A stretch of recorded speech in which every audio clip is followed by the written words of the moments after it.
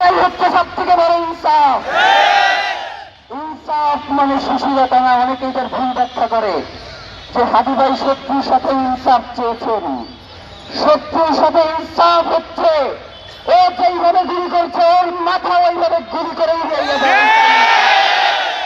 প্রিয় ভাইয়েরা, আমরা ইনকিলাব মঞ্চ বাংলাদেশের স্বাধীনতা সার্বভৌমত্ব বিনষ্ট হয় এই ধরনের কোন কার্যক্রমের সাথে আমরা একমত নই।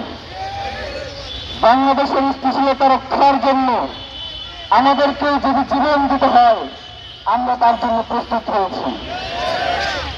এই কথা হাদি ভাই আমাদেরকে একদিনের জন্য শেখান নাই, তিনি আমাদেরকে তুলে তুলে এইভাবেই তৈরি করে গেছেন।